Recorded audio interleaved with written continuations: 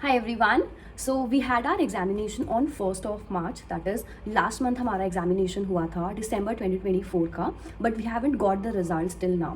बहुत सारे students का result एकदम border line पर आ रहा है, बहुत सारे students का score border line से ज़्यादा है.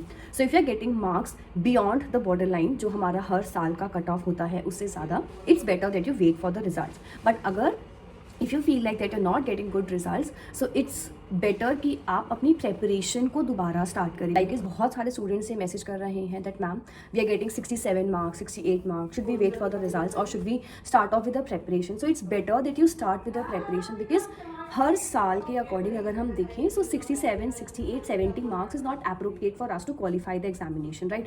सो that I would suggest you that start preparing for the next attempt at the earliest possible. क्योंकि अगर हम बिकॉज अभी it will still take time, like if you talk about the expected exam results date, so mid of April तक हमारे पास final score cards वगैरह आएंगे and then by the end of April you will be having a cut off. This is also expected. You never know when the schedule or when the trend changes, right? So we can expect that by the end of this particular month you get your results, final results in hand. So uske baad you'll be having, let's say April is over, May, June and July, because July and September, these are the two expected months जिसमें हमारा next attempt हो सकता है. So it's better that we start preparing and we utilize the time that we have in our hand at the earliest and at the in the maximum possible output manner, right? So I think that you should start preparing for the examination altogether. अगर आपका second attempt था या third attempt था, सो जब हम exam hall में बैठते हैं we get to understand that हमारी रिवीजन में प्रॉब्लम थी, हमारे अगर टॉपिक को आपने कोई क्वेश्चन रीड किया, क्वेश्चन में टॉपिक समझ आया बट आंसर मार्क नहीं कर पाए, दैट मीन्स रिवीजन में प्रॉब्लम थी. सेकंड, अगर टॉपिक ही समझ नहीं आया, कॉन्सेप्ट में प्रॉब्लम थी, अगर you were confuse between the two things, so recalling के अंदर प्रॉब्लम है. सो और वन मोर थिंग, अगर आप टाइम मैनेज नहीं कर पाए दैट मीन्स आपकी प्रैक्टिसिंग में प्रॉब्लम है, आपने MCQ क्वेश्चन को अच्छे से प्रैक्टिस आउट नहीं किया या फिर इनफ प्रैक्टिस आउट नहीं किया. सो it's better that you analyse the thing, you understand that what the main problem was, कहाँ पर आपकी मेन प्रॉब्लम थी एंड आप उसके अकॉर्डिंग उस पर्टिकुलर एरिया पर वर्क करें. If you are having problem in the revision, so start revising the things better. If you are having the problem in the time management, it's better that you go for more mock test practicing, you go for more question solving. Previous question papers को और अच्छे से बैठ के पूरा paper solve कीजिए, या फिर you can opt out for more of the revision अगर आपको रिकॉलिंग में मेन प्रॉब्लम थी, या फिर अगर कॉन्सेप्ट में प्रॉब्लम थी, टेक अप अ कोर्स या फिर start preparing by yourself जिसमें आप पहले कॉन्सेप्चुअल अंडरस्टैंडिंग अपनी बिल्ड करें and then you follow with the other things, right. So conceptual understanding के लिए यू नीड टू यूज़, अगर आप सेल्फ स्टडी कर रहे हैं, you need to use your previous question paper books,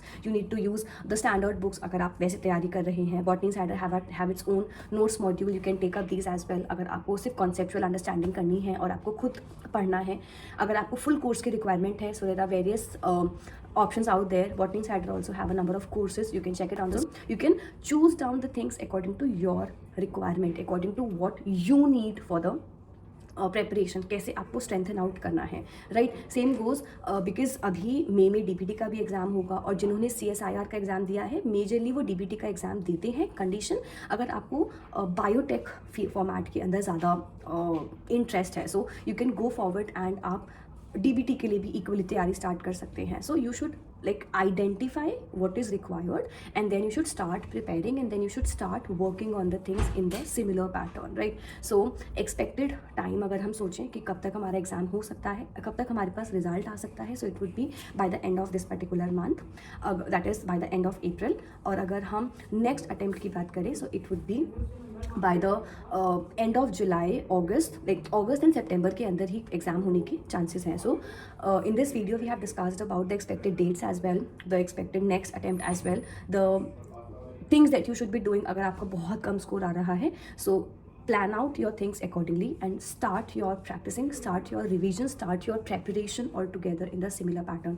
कोई भी आपको प्रॉब्लम आती है, on the screen you can see our number, you can contact me personally over here and I'll try to help you out in the best manner. WhatsApp me or drop a text and I'll try to help you in the best manner, right. So thank you so much for watching this video. I hope this video was helpful for you all. कोई भी problem आती है you can contact me personally and I'll try to give you out the solution, the best solution for the same. Thank you for watching. Good luck. Make sure to hit the subscribe button. We have our own application. You can download our application as well and get yourself enrolled. Thank you for watching. We have a number of courses available full course, we have a recorded batch, we have a crash course, we have previous year question paper books plus the solutions. Then we have the PYQ book, PYQ solutions, notes module के hard copy और soft copy दोनों available हैं. Then in addition हमारे पास general aptitude सारे subjects के लिए recorded batch, revision batches. In addition we have a number of new courses coming up.